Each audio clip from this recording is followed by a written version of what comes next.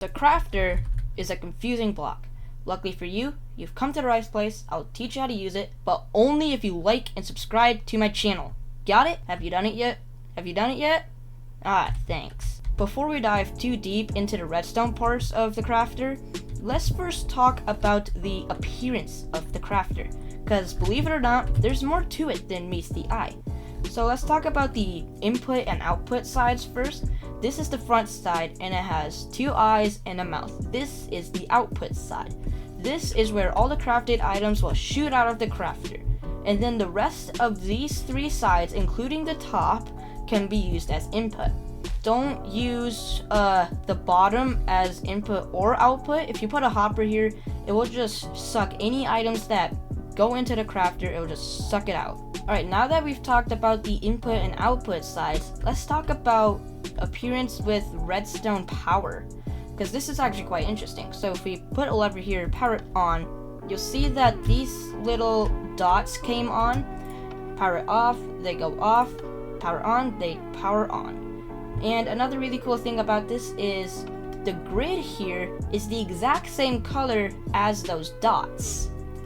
So if we put something in here, like a crafting recipe here, power on, as you'll see, that grid came on for a second. We can even take this a step further by opening up our F3 screen and looking at the crafter, and at the right side of the screen we see those two properties, triggered and crafting. The triggered one lights these two dots up, and when we power it on, you see trigger goes true. So let's put a crafting recipe in there and then power it on again. As you see, the crafting one went true for a second. That's what controls the grid right there when it goes on and crafts. We understand the physical appearance now. Let's get to the good stuff and let's talk about how to use the input sides. It's not as cool as you think. It's very simple. Putting a hopper here, putting a chest there, and then all the items that you need go into the chest. Believe it or not, this can actually be pretty complicated because you need to put them in the right order, and I'll get to that later. But for now, let's just make let's convert a diamond block to diamonds. So let me just disable the hopper. Put our diamond block in there, and our diamond block goes into the crafter. Simple. Everybody knows that. How do we actually craft it? Well, I'm glad you asked, because that's what we're doing next. So the way we craft things is it needs redstone power in order to be crafted. But now let's actually talk about how to make this automatic, because this is automatic. I don't want to be standing here flipping this lever like this all the time. Because that's not automatic. So what we can do is we can actually make clocks that do the work for us. So a pretty popular one is literally just going like this. Sometimes this can be hard to use because you have to flip the lever really fast and you don't want to do that. And then it's also hard to stop. So another popular clock that we can make here is using a comparator, flipping it on so that torch comes on, put a lever here, they connect it with redstone like that, and boom, it flashes on. And then we connect this to the crafter here, and as you'll see, those two dots go on. And if we put some logs in here, as you'll see, it crafts it out.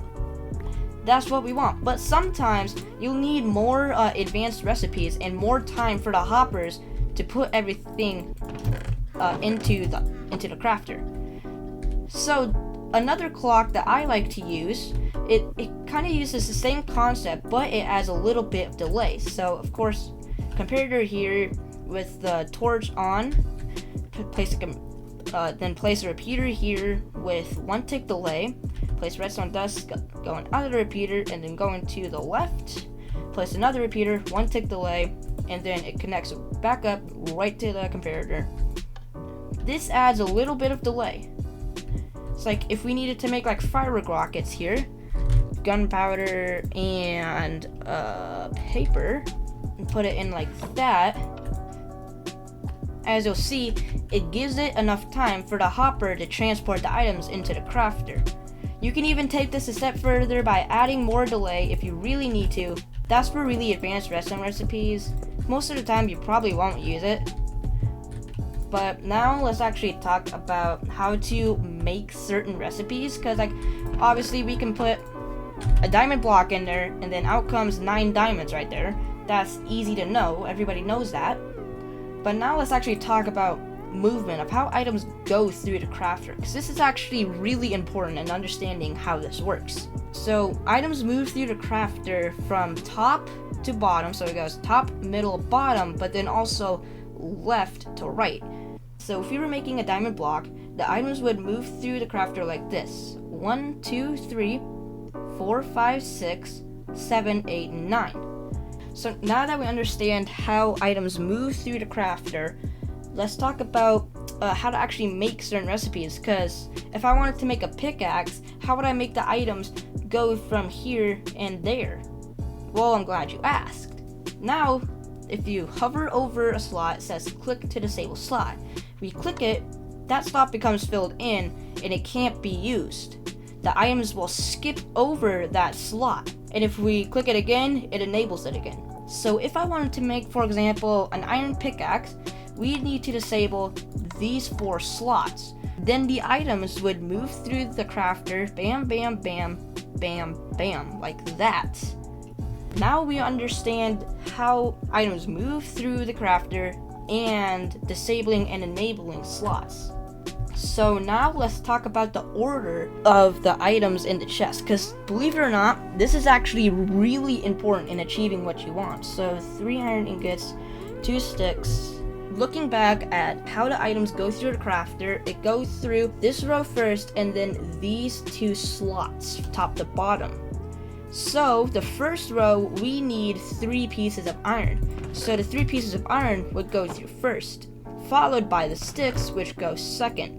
So if we let this filter through, as you'll see, we can make an iron pickaxe. That was a little bit easy, I'll give you that. But how do we make a bookshelf? This one's a little bit more complicated here. So all of these slots need to be enabled, and moving on to the chest, we can't just place it like this, because what would happen, it would end up looking like this. That won't craft a bookshelf.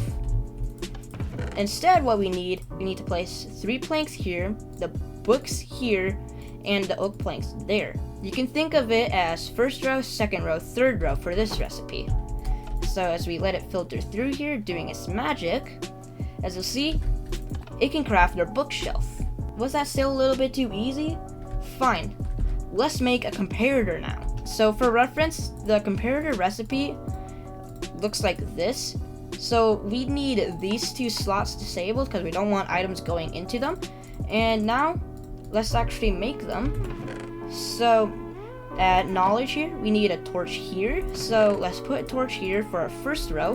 And then this row, we need a redstone torch, quartz, and then redstone torch. So this would go redstone torch and then quartz, redstone torch. You could think of this as second row, first slot, second row, second slot, second row, third slot. And then for this, all we need is just stone. We can put it in right there, and boom, it makes our comparator. That's actually how the crafting part actually works. Now let's discuss where we can actually put the items when we're done. Now what you may think, we just grab a hopper, put it there, then surround it with blocks like that. Now while that may work, it's not practical, because the crafter actually behaves like a dropper. You remember mentioning in the crafting recipe where we used a dropper instead of a dispenser? It behaves like a dropper, which means if we grab a container here, like a barrel, then put a crafting recipe in there, you'll see that it put the item crafted into the barrel. This is what we want. Now we can also even take this a step further. Like if we wanted to make glass bottles here, we'd put this, oh, I can't remember the name of this, into a brewing stand, and we'd need glass to make the bottles here. That's what the recipe would look like there. And then we give it power as you'll see, it goes into the glass bottle. Now, it's a little bit glitched because you actually can't put more than one bottle into a slot, but the crafter's just built different. It can do it. It can do whatever it wants, I guess. Mojang, you might have to fix that. But you can put items into any GUI. It's like a random one would be like a dispenser. If you somehow made a potion in here, you could put it into the dispenser and it could be dispensed out. Last part before I go, let's talk about different delays for the hopper clocks. So going back to the hopper clocks, if I wanted to make diamond blocks here and then put them into a chest, it's also worth noting that it can't put anything into ender chests for obvious reasons. So let's build the hopper clock here. As you'll see, flashes red, and as you'll see, it gets the job done. But the problem with this is sometimes you'll be using more advanced recipes. So you could be using this to make firework rockets. You might be using them to create firework rockets, which in this case, what you need to do is use the second example for the hopper clock. You need to add a repeater there, redstone here, repeater here. Both of these need one tick up delay actually, excuse me. And then, as you'll see, this would give enough time for the items to filter through here. So if we grab some gunpowder and some paper, as you'll see, it gives the hopper enough time to put the items into the crafter and then craft the firework rockets. That's all for this video. Thanks for watching. Subscribe if you enjoyed, and I'll see you in the next one.